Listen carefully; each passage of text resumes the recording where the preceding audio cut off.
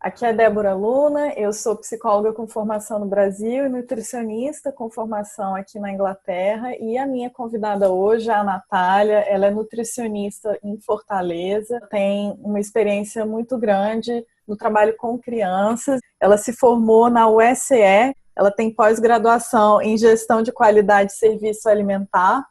Ela tem uma pós-graduação em nutrição e pediatria. Ela é pós-graduanda em comportamento alimentar, que eu acho que é uma dobradinha fantástica para trabalhar com criança. E ela atua na área clínica e na área escolar também. Então, hoje a gente vai conversar sobre as interferências, né, no comportamento alimentar da criança. Muito obrigada pela sua participação, acho que vai acrescentar muito. Obrigada a você, Debbie, pelo convite e poder contribuir um pouco com a minha experiência. A relação da criança com a alimentação, ela começa desde o ventre, que ela se alimenta e já vai passando os cheirinhos, flavanoides, no líquido amniótico. Então, tem muitos relatos de casos de obstetras, quando fazem o parto, sente o cheiro da última refeição que a mãe faz. Esse passar do alimento já vem desde o útero, vai prosseguindo na amamentação, certo? Então, a amamentação, ela também vai passar o gosto da alimentação da mãe. Então, a amamentação de manhã é de um jeito, de tarde é de outro, de noite é de outro. E além desse gosto, está sendo passado todo o afeto e todo o prazer com que a criança vai ter a alimentação. Então, a partir daí, pode ter fatos que não levem a prazer, que isso vai repercutir na vida adulta, essa relação, e como uma alimentação muito prazerosa que vai ter, porque a criança está na fase oral até os 2 anos, está descobrindo o mundo através da boca. Então, nesta fase, é muito importante respeitar a alimentação intuitiva da criança, que, como você disse, a criança é um comer intuitivo original. E hoje, com muitas recomendações de alguns profissionais de saúde, não tem isso. Diz que a criança tem que mamar de 3 em 3 horas, fica regulando. E não, a criança deve mamar livre demanda. A hora que ela desejar, a quantidade que ela desejar, já para ela ir formando esse centro de fome e saciedade que ela tem intuitivamente. Assim como qualquer animal da natureza que procura alimento, quando tem fome, para quando está satisfeita. A gente nasce com esse instinto. A amamentação sempre em livre demanda, não regular esses horários, respeitar. E isso vai variar de criança para criança. Tem criança que é de 1 em 1 hora, tem criança que é de 1 hora e meia, 1 hora e meia, tem criança que é de 2 horas, tem criança que chega até 4 horas. Então, a mãe tem que respeitar o seu filho. Só que a gente também tem que ter a escuta da mãe. A mãe, ela fica muito aflita quando ela acha que o bebê não está ingerindo o adequado, não está ganhando o adequado, porque ela é provedora daquele alimento. Então, ela quer o melhor para o filho dela, e ela vai se achar incapaz se ela não puder prover aquilo da melhor forma, porque não tem nada que aflige mais o pai do que a criança chegar a ganhar peso ou não ter crescido. É acolher essa mãe e explicar bem direitinho para ela entender que a criança está mamando o necessário. Aí depois da amamentação vem a introdução alimentar, e é ela que monta o prato. E na primeira vez que vai colocar esse prato, ela já quer que a criança coma tudo aquilo. E a alimentação, ela é complementar ao leite. Dos 6 até os 8 meses de idade, ela vai aprender a comer. Assim como a criança aprende a falar, aprende a andar, ela vai aprender a comer. Ela vai aprender a conhecer os novos alimentos. Então, eu faço muito dinâmica com as mães de vendar os olhos e dar a comida. Qual é a experiência que ela tem de não saber o que está comendo? A experiência da criança. Ela não sabe o que é que vem por ali. Tudo é novo. Então, a gente tem que respeitar o tempo dela de conhecer. Ela pode fazer careta, isso é uma reação normal, não quer dizer que ela não gostou. A gente tem que respeitar isso e gradativamente. Então, você fala, até os 8 meses que pode ser que ela comece a comer uma quantidade considerável. Mas isso é de criança a criança. Tem criança que no primeiro dia já come super bem. E sempre continuar a amamentação, porque às vezes se pensa que vai introduzir a alimentação, tira a amamentação. Porque a amamentação, ela tem também um hormônio que vai ajudar nessa regulação do apetite. Aí se vem os tabus da alimentação que é passado para a criança, né? Que tem que raspar o prato, comer até a última colherada, porque aí eu tiro esse centro de fome e saciedade da criança.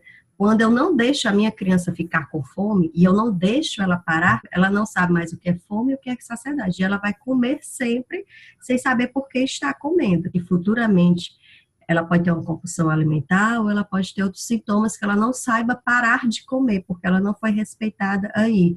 Ou tem que raspar o prato, porque tem muita criança morrendo de fome no mundo. Quando eu falo que a criança tem que comer, porque tem muitas crianças passando fome e tem que comer tudo que está no prato, relacionar culpa naquela alimentação para a criança. De certa forma, quando eu estou jogando aquele excesso de comida em mim, estou desregulando a minha fisiologia, eu não estou respeitando a minha fisiologia. Então, a gente tem que respeitar muito o que a criança está dizendo. A criança, ela regula muito o que ela come. Se ela não come bem de manhã, ela come um pouco mais no almoço, e assim ela vai regulando a quantidade que ela precisa. Quando ela está doente, ela come menos, mas quando ela se recupera, ela come maior. E tem a variação. É só a gente olhar para a gente. Às vezes, a gente acorda e não tem aquela vontade de comer muito, mas na hora do almoço a gente já come mais. E elas têm uma coisa muito mais interessante do que comer, é descobrir o mundo, principalmente quando elas começam a andar. A necessidade energética da criança muda. Então, do 0 até 1 ano, eu posso até triplicar de peso e estatura. É quando eu como mais. Depois de 1 ano, as mães ficam preocupadas que começam a ver o pescocinho, a costelinha. Ele vai crescer cognitivamente. Cognitivamente não precisa de tanta caloria como ele precisava, que ele estava crescendo de tamanho de peso. Então, a mãe tem que respeitar isso também. Tem também as coisas que os pais falam. Se você comer, seu cabelo vai crescer. Então, você não pode falar mentiras que a criança não vai acreditar em você. Porque assim que ela comer, ela vai olhar para o cabelo, ela vai querer que o cabelo cresça. Para a criança, não. Ela está achando que é imediatamente, né? E essa história se você comer o brócolis, se você comer o espinafre, eu não sei, né? Normalmente é uma verdura, você ganha sobremesa. Essa associação é muito negativa porque a criança pensa que tem que comer uma coisa ruim para ganhar uma coisa boa. Então, ela vai ter o detrimento do alimento que o pai quer que coma como ruim, para ganhar uma coisa que é maravilhosa. E com o tempo, essa associação não vai dar mais certo, porque ele não vai querer mais comer. Ele vai fazer a famosa birra para ganhar só o doce. A gente também pode fazer com a alimentação saudável.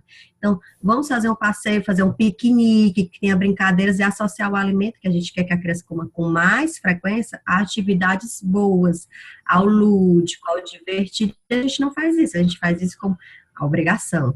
Ah, meu filho é muito pequenininho, mas você já pode... Ajuda a botar o prato, ajuda a cortar o alface. Hoje as crianças não têm esse contato como nós tínhamos na nossa infância, com a natureza, escolher. Então, levar o filho ao mercantil para ajudar a escolher as frutas. Até bebê, você pode botar o cadeirão dentro da cozinha para ele já olhar aquela dinâmica de como fazer o alimento, ele está interagindo, porque as crianças não sabem. Tem crianças, você pergunta de onde é que vem o leite, eles dizem que vem da caixinha, eles não dizem que vem da vaca. Eles não sabem da procedência desse alimento. Então, tudo isso vai formando o comportamento alimentar. Desde a amamentação, tem muitos celular de criança que em casa ele não come, mas na escola ele come todas as refeições. Então, ele tem aquela socialização que os pais não têm hoje.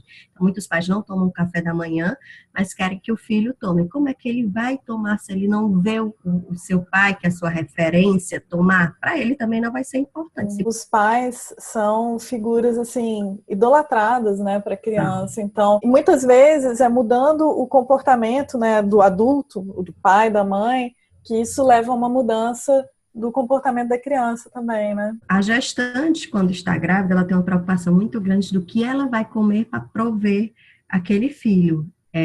Eu qualifico essa motivação dela, mas eu digo, o seu cuidado tem que ser além disso.